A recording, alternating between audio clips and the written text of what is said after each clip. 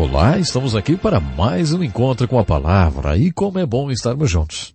Bom, agora que terminamos o estudo do livro de Números, continuaremos estudando o Velho Testamento, examinando o livro de Deuteronômio. A palavra Deuteronômio significa reafirmação ou repetição da lei. À medida que estudarmos esse livro, veremos que ele é mais do que uma reafirmação da lei. É a repetição da lei com aplicação. A aplicação da lei é muito importante para a segunda geração do povo de Deus. Portanto, essa é a segunda geração do povo de Deus, os filhos daqueles que pereceram no deserto e que agora estavam prontos para atravessar o Jordão e invadir a terra de Canaã. O livro de Deuteronômio é o registro do grande sermão de Moisés para o povo antes de atravessarem o Jordão e invadirem Canaã. Eu vou parafrasear a introdução do livro para que vocês possam entender melhor. Nesse trecho são dadas algumas descrições do livro que ajudarão você a entender sobre o que o livro trata. O texto diz: esse livro registra o discurso de Moisés ao povo de Israel, quando eles acamparam no vale de Arabá, no deserto de Moabe, a leste do rio Jordão. O discurso foi feito no dia 15 de fevereiro, 40 anos depois que o povo deixou o Monte Horebe. Devemos considerar que seriam necessários apenas 11 dias para caminhar do Monte Horebe até Cades Barneia, indo pelo caminho da montanha de Seir. O texto relembra que o povo estava marchando no deserto por 40 anos. Lembre-se que eles marchavam de maneira bem específica, em formação militar.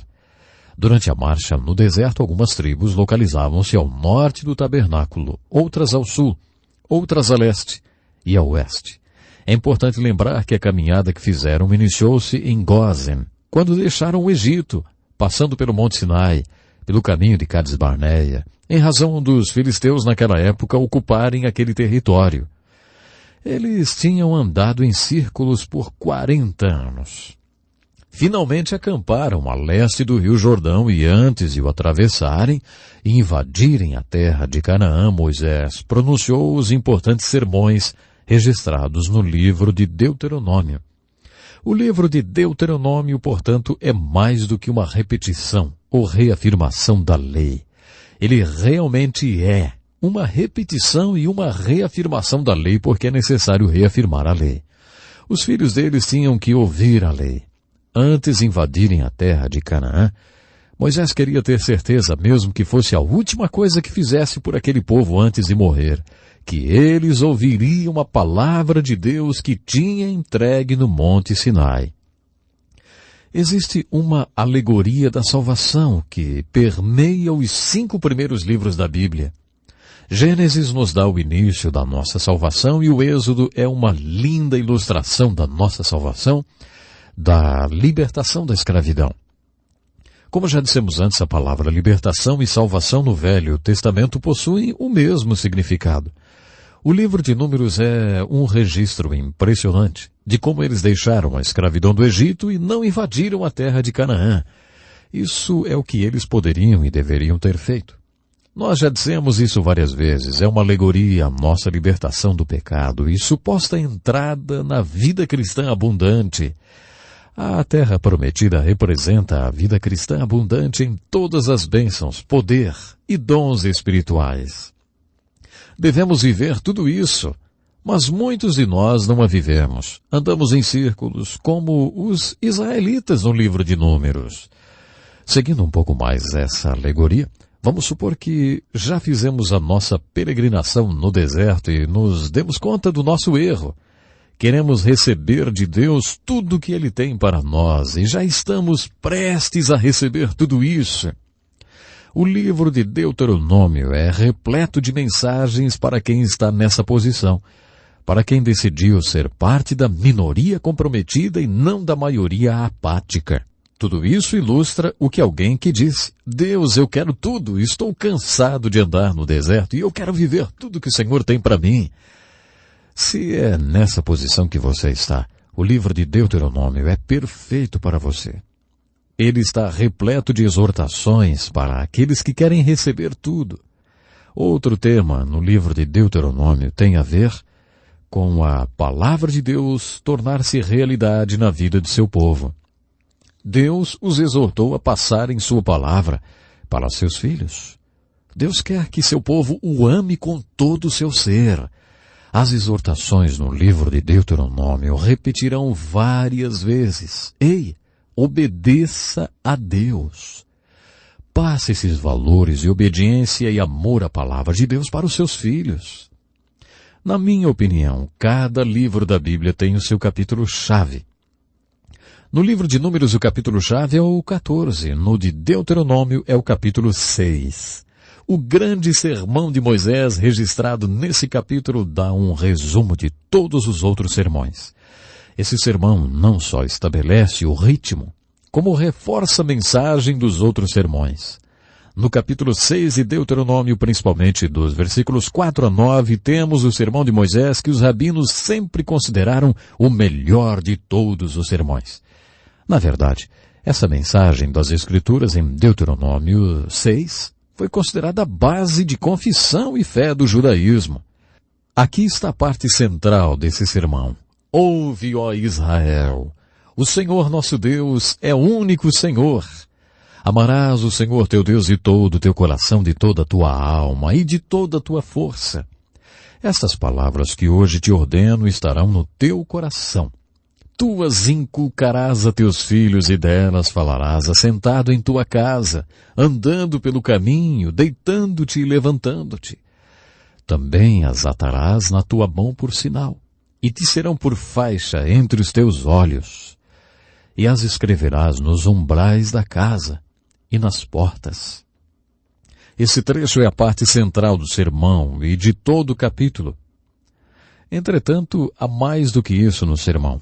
O que Moisés estava dizendo para o povo um pouco antes deles atravessarem o Jordão e invadirem Canaã era: ouçam bem, Deus os chamou para ser um povo que o ame de todo o coração e de todo o ser.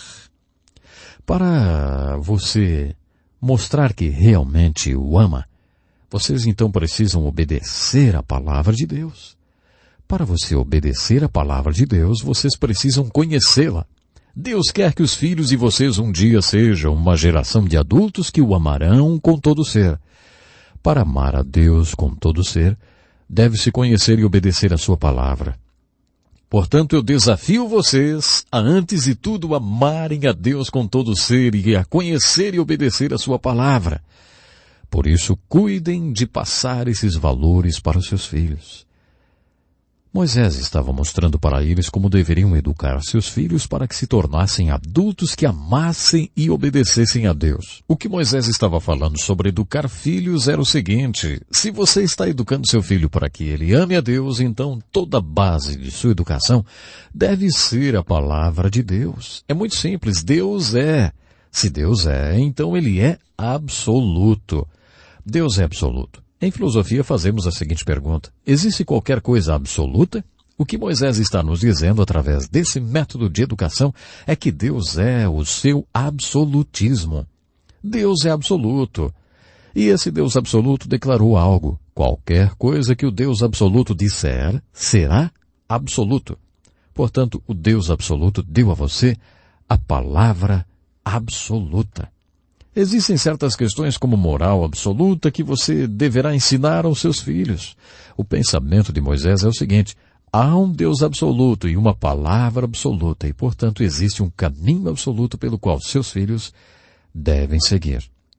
Participei de um seminário no qual várias autoridades da área de delinquência juvenil estavam dando palestras. A frase que abriu o debate foi: primeiramente vamos ser objetivos, não há absolutismos. Levantei a mão e disse: doutor, acabei de conversar com uma garota de 14 anos que está absolutamente grávida. Como você pode dizer a uma adolescente que não há absolutismos? As consequências são absolutas.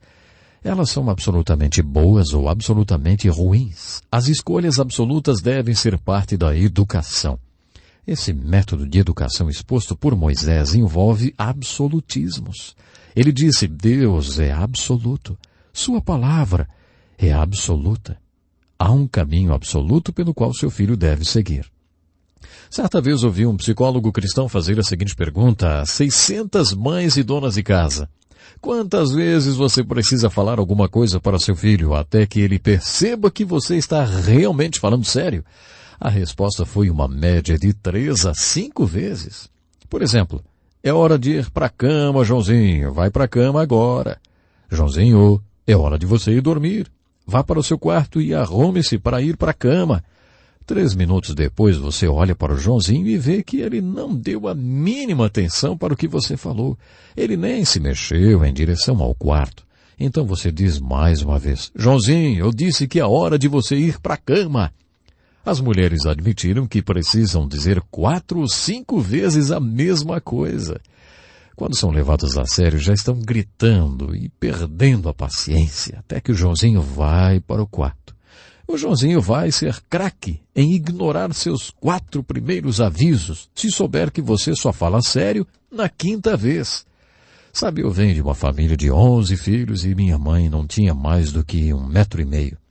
A crise econômica do seu tempo fez com que ela aprendesse alguns conceitos sobre como educar filhos.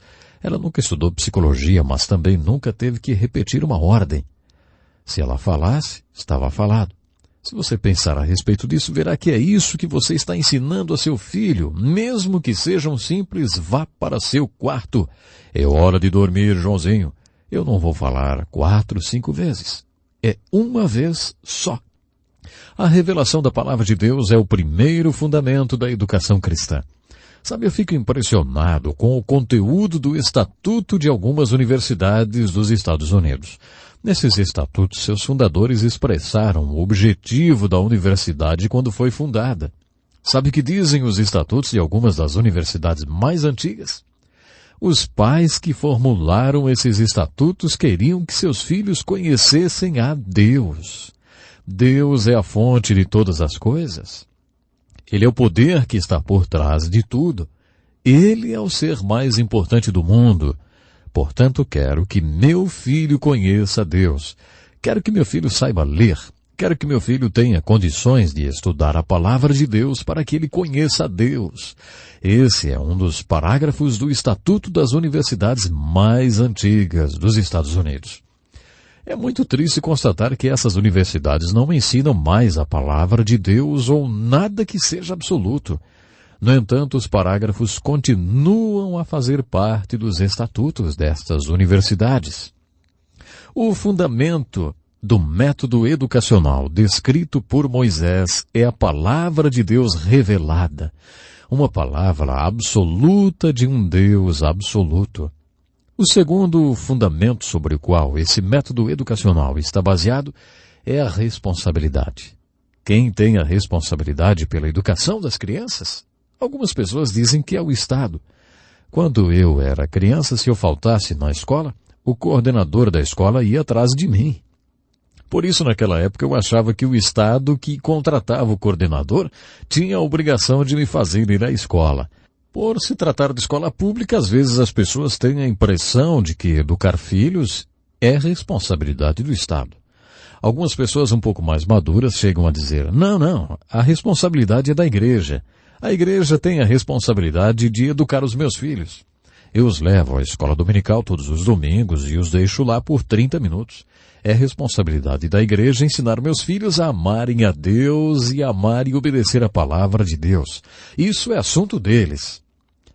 Olha, isso é ridículo. Se você considerar o fato de que um ano possui 8.760 horas, se não faltar nem um domingo, seu filho passará 26 horas na escola dominical. Você acha que do total de 8.760 horas, 26 horas farão muita diferença? Há aqueles que dizem, eu coloquei o meu filho numa escola evangélica, ele passará 1.080 horas lá. Está vendo? É responsabilidade da escola evangélica educar meu filho.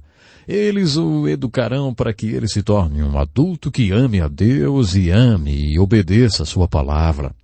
Se você somar as horas que ele passa na escola com as que passa na escola dominical, terá um total correspondente a talvez 1/8 do tempo que ele passa com você. Não é de espantar que Moisés tenha dito. Vocês, como pais, têm essa responsabilidade. Em essência, o que Moisés está falando aos pais é: A palavra de Deus deve habitar no seu coração para que você possa ensinar ela aos seus filhos.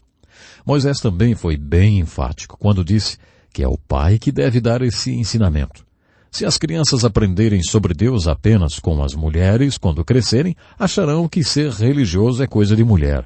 Deus quer que os homens ensinem as Escrituras para as crianças. Pais, a Bíblia é clara. A responsabilidade maior é nossa. O profeta Isaías disse que é o pai que deve fazer com que os filhos conheçam a verdade de Deus. Essa responsabilidade é dada ao pai. Assim como o comandante do navio ou um avião nunca delega responsabilidade, apenas autoridade, o pai ou os pais num lar nunca delegam a ninguém a responsabilidade de educar os seus filhos. Da mesma forma, os pais podem delegar autoridade à escola pública ou particular para ajudá-los na educação dos seus filhos, mas jamais poderão delegar essa responsabilidade a ninguém, porque, de acordo com Moisés, Deus a delegou aos pais. O terceiro fundamento do método de educação é o relacionamento. Moisés pregou sobre quando o pai deve ensinar o caminho de Deus ao seu filho. Tu as inculcarás a teus filhos, e delas falarás assentado em tua casa, andando pelo caminho, deitando-te e levantando-te. Sempre que converso sobre isso com os pais, eles dizem, olha, isso foge da minha realidade, porque nunca estou lá quando ele vai para a cama e nem quando se levanta. Não me sento à mesa e nem saio com ele. Eu sempre respondo, você não entendeu. Está fazendo o que muita gente faz. Está interpretando sua cultura e as Escrituras na ordem inversa. Muitas pessoas interpretam à luz de sua cultura. A minha cultura diz que eu saia antes que eles, levante e chego em casa depois que eles já foram para a cama até. E eu nunca me sento à mesa e nem saio com eles. A palavra de Deus deve interpretar a sua cultura. Não é a sua cultura que deve interpretar a palavra de Deus. A palavra de Deus está dizendo, você deve manter um relacionamento com seus filhos. Para isso você tem que investir tempo junto com seus filhos. Geralmente quando um jovem torna-se adulto, pai e filho vivem o que costumam chamar de conflito de gerações. Frequentemente ouço pais dizendo, estou passando por um conflito de geração com meu filho, eu não consigo entendê-lo. Quase sempre o problema não é um conflito de geração, é uma falta de relacionamento.